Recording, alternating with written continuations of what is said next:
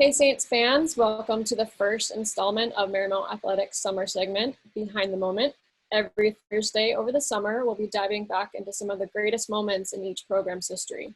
Today, we welcome back some of the 1988 women's soccer team, a season that still ranks in NCAA history for most improved win-loss record, making a 9.5 game improvement. The Saints finished 14-1 in what was deemed the dream season to eventually earn the program's first ever national ranking. In 2018, the squad became the first team to ever be inducted into the Marymount Athletic Hall of Fame.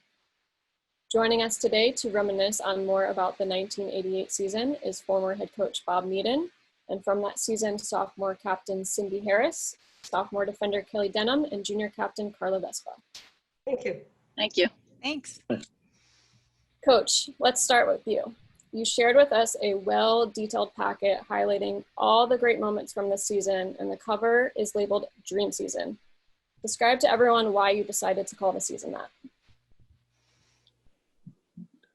Did you ever daydream how things might be? A vacation? All the time. A shopping trip? A score on your last test? Almost always it's an illusion of something that's a successful experience. I think that it's kind of like you didn't want the alarm clock to go off in the morning because you were living the dream. It was great. You didn't want the season to end, and the team was playing beyond any expectation I might have had. What made it special? The team had kind of grown in such a short time. I mean, you need to understand we were only in our fourth season, and that first year I don't believe there were any victories. And the team had played mostly other club teams. And that first year that I was the coach, we probably only had about a handful of people who had ever played before. So, and that would have been Carla's first year. Keli and Cindy joined us the following year, and that year we probably got half of a foundation for what was going to become the successful season the following year. I can go on, but I probably need to cut that part. No, Coach. I mean, I think that is definitely every coach's dream, is to have a dream season. So we appreciate you sharing your thoughts about that. This question is for the players, Cindy, Carla, and Keli. And Coach, this is something that you touched on, just having a younger roster. When looking over the roster for this 1988 season, you quickly notice how young the squad is and still accomplish such a large feat. What are your thoughts on how the youth played a factor into that 4-2-1 season? I think I would say that the fact that it was a young team meant that they weren't really too nervous about, the dynamics of having the more senior players and worrying about the things the coaches have to worry about, and if the coaches aren't having to worry about play time for juniors and seniors, and they can kind of let that young team do what they do, which is compete, and that we were competing at a very high level, I think, at that time. It eliminated, some controversy and allowed, just young people who were kind of sharing a young experience. I mean, Carla was a year older, but we needed her experience. We had a couple of players like that, but the younger teammates could meld and grow a little together without kind of too much pressure about, what senior teammates would be thinking. Absolutely, for sure. I also think because of a lot of the freshmen coming in, there was a lot of players that were from the same area, Philly and South Jersey. We all kind of knew of each other, and I think that helped to gel us quicker too. Absolutely, yeah. I mean, you guys came together, for one bigger purpose and got an opportunity to play together. So I think that's awesome. Yeah, I think to piggyback on that too, as one of the younger players on the team, I think I know for me, I just really wanted to do my best. Everybody was so welcoming and we got along so well and we spent so much time together that, you know, I just really didn't want to let anybody down. You know, we were so tight knit, the upperclassmen and the younger players on the team, that, you know, we just really busted. We really just worked really hard to do the best we could, and knowing that we had everybody's support, that there were other people on the bench that could come in if you needed to, but just to go out and play hard and you know, not let anybody down, especially coach, who'd put so much faith in kind of bringing us to the team. Yeah, absolutely. I love that. I mean, as a coach myself, that's something that, you know, I want my teams to have. So, you know, we have a pretty large incoming freshman roster too. So I'll definitely have to share with them just, you know, how you guys came together. And like you said, Keli, just, you know, you didn't want to let your teammates down. I think that's awesome. Let's move on to the specific game. So the season started out with 6 straight wins, with 3 shutouts over Haverford, Worcester, Washington, Lee. When did the team realize that this could potentially be a dream season? Maybe that's a question for Coach. Because he knows every stat. You know, you're talking about something that happened more than 30 years ago, and I can't remember everything that I forgot. So I don't recall any infighting. The team seemed to realize we were more talented than we've ever been before. I think after several games, they probably started to realize or started to believe that we could do some things that we had not ever accomplished before. But it was mentioned earlier, the team was extremely down to earth. They just wanted to do the best they could. I think every time they stepped on the field, and they took one game at a time. They might have looked ahead to a game or two farther down the line, because we tried our best to schedule games back in their neighborhoods so that the family and friends could come and see them play. So they may have been thinking about next week's game, but they weren't really thinking about it other than, oh gosh, I'll get a home meal or whatever the case might be. Absolutely. You know, I think that's great that your team had that sort of mentality that you were just excited to play that next game. And maybe you weren't thinking about that, you know, during the season. But you did hit 2 bumps in the road in the middle of the season at Roanoke and at Mary Washington. But then you turned it around that next game versus Gettysburg, when you were down at halftime to come back to win that game 4-2. Then you continued to be undefeated the rest of the way. Cindy, this question's for you as a sophomore captain. What did it take to get the team back on track and grind out a great finish to the season? I think, you know, we had the taste of winning, and then we had a couple losses. We just didn't like the way it felt. We were all competitive players, you know, and yeah, we were good natured, but we wanted to win. And I think I was trying to remember, it's so hard to remember, but it's trying to remember things about the team. And I think we had Carla, you know, in the front with some of the people up there to motivate them. And we had another captain in the middle of the field, and I was in the back. And again, you knew that everybody wanted to do the best they could, but we had the knowledge that we could win, and we should be winning most of the time. When we stepped on those fields, we knew that we should. So I don't think the losses, you know, put us back too much, because again, we saw the talent, we knew we had strong players, and so I just think it was kind of a team charge, you know. Let's put those losses behind us and go forward. Absolutely. I love that mentality. I mean, you guys are so competitive. I think that's so great. And, you know, Coach, if you want to touch on that too as well. In retrospect, though, a couple things that aren't, you know, yes, we unfortunately dropped those 2 games on a Sunday and a Wednesday. As I recall, we played on Saturday the day before, and then played on Sunday, and it rained most of that game, if not all of it.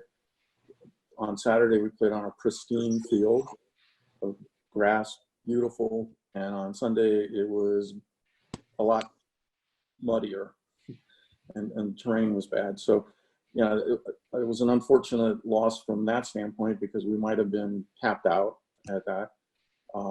They were also a pretty decent team. They were ranked in the region at the time, Roanoke.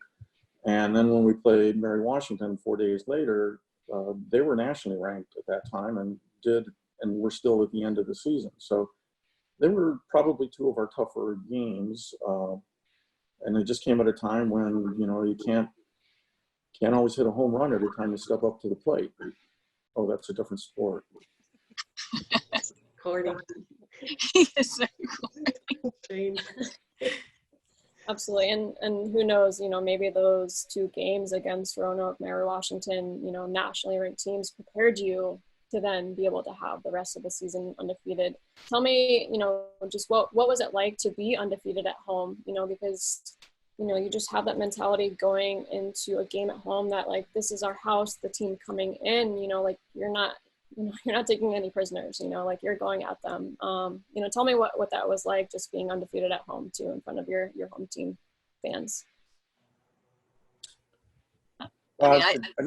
I was gonna say, I'm not sure we had a home field advantage in any way other than the fields weren't anything to shout about. I do remember a game, and it may not have been in that particular season, where at Quincy the path was worn through the middle of the field from people cutting across during the course of the year, and somebody made a pass and the ball rolled straight down that path because there wasn't any grass there, and it made it over to the other side of the field. But you know, I don't think the only advantage we might have had is our fans. We had that year, we had some great following. We had some players, friends of the players, whatever, who followed us to away games. They'd paint their faces and everything else. It was a good feeling. You felt like somebody cared about you. Absolutely. You know, there's nothing like that home team support and just the encouragement. And, you know, you look over to the sideline and you see all that support and encouragement as well. Let's fast forward a little bit to something a little bit more recent. So with this 14-2-1 season, one of the best in any Marymount athletic program, the squad was the first ever team to be inducted into the Marymount Athletic Hall of Fame in 2018. For those of you who were able to attend, tell me what it meant to you and your team to be inducted, and what do you remember most about that Hall of Fame dinner? You know, I think it's funny that, I mean, it had been some time. So when we heard about all of this, I know for me, I was kind of like, oh, wow, this is kind of interesting. Because I think playing on the team really kind of sticks with you in ways you don't even realize, I think, long term. You know, I still talk to people about, hey, I played soccer in college and here's kind of what we did. Not even talking about the amazing season and the records, but just, you know, the great people you met, the fun you had playing, you know, and so to be able to kind of reconnect to that and, you know, dust off some of those memories, seeing the faces of people you haven't seen for a while, but immediately kind of reconnecting, kind of having that warm, fuzzy feeling when you saw them. I you know, that for me, I think that was one of the biggest pieces, reconnect, you know, see coach again, see, you know, the university kind of, you know, acknowledging and being proud of the athletes. I mean, all of that great stuff. It was just a big old warm fuzzy, I think, for me at least. Absolutely. Yeah, it was a great night. It was not expected in any way, shape, or form after that many years. But it was great to see Coach. It was great to see a couple of the gals we played with. It was neat to be, just back at Marymount, you know, in that area. And it's good that the university, you know, acknowledges those achievements, you know, even if, you know, they're few and far between sometimes in a program. I just think it was a special night, and I know I enjoyed it, and you know we thought it was really well done. For me, it was a humbling experience. You know, it's a phenomenal feeling. You don't expect other people to recognize or pay attention to any of the achievements or the efforts that you've made, and so if you don't expect it, then when it happens, it's a pretty sensational feeling. And I think we all played the game because we loved it, you know, and you usually don't think about the after. You're playing the game, and sure, after the game's over, you're happy if you've won, and winning sure does a wonderful job of making you feel good. But you know, it's like you're just thrilled to be part of something like that, and the rest of it kind of takes care of itself. Yeah, absolutely. I mean, and that's what it means to be a part of the Marymount Saints family. Like, I'm sure that you guys were just thrilled and honored, and you know, it's just an awesome thing that, you know, Marymount can celebrate that season that you guys had. Carla, tell me your thoughts about, you know, that dream season team being inducted into the Hall of Fame. Yeah, and I regret I wasn't able to make it, unfortunately, and you know, it was very disappointing, just to see everybody and just that we got, you know, recognized for that. It was so, like Cindy I think said, it was so unexpected that they remembered it. And you know, something to be said about a small school, you know, like having that, it was just so family oriented, and it would have been nice to have the whole team. And I hope maybe one day, you know, we could have a reunion, have everybody back together. I think that's what made it special, and it was unexpected, and we were always underdogs, and to come out with the season like that is something that we'll never forget. Yeah. Wow. Absolutely. Sorry, go ahead, Cindy. You were going to say No, something. I was just going to say it was, I wish Carla could have been there. I wish a lot of the teammates could have been there, but it was a long time past. So Yeah. life certainly unrolls, and Carla's got like 4 kids playing college sports. So, but it was great. It was a good night. And yeah, that season was amazing. And I know that's what this is about, but I think Keli touched on it was friendships, and it was this playing the sport you loved, and it was the soccer fell into place, and we were lucky, and Bob did some amazing recruiting that showed that season, obviously, if I'm allowed to say recruiting, but yeah, whatever you did, you know, sat with families, talked to people. I think Carla did a little recruiting in South Jersey. she had us, you know, Marymount on the map. So yeah, you know, the Hall of Fame was nice and special, but we're always going to remember just the kind of the things that the team brought us outside of the wins too. The van rides. Yeah, the dancing. That was on the shuttle bus back from Shuttle bus. Oh my God. I'm sure you have many memories off the field. Oh yeah. That's amazing. I mean, We it's were definitely dancing going to be, sorry, Bob, go ahead. Oh, I was one of our teammates was dancing in the aisle on the shuttle bus, and the athletic director and one of the other faculty members, the FAR, were in the car in front of us, and they just saw the bus rocking. we weren't moving because there was one lane going through the tunnel in Pennsylvania. Awesome. Our players still do that too, so it's a tradition that we'll look to continue. Well, I'd like to wrap up today's conversation. Just thank you for everyone taking the time to do this. I'd love to give you each a chance just for any final comments on this moment, or give everyone out there watching a viewpoint that they might not see from the box score or the team record.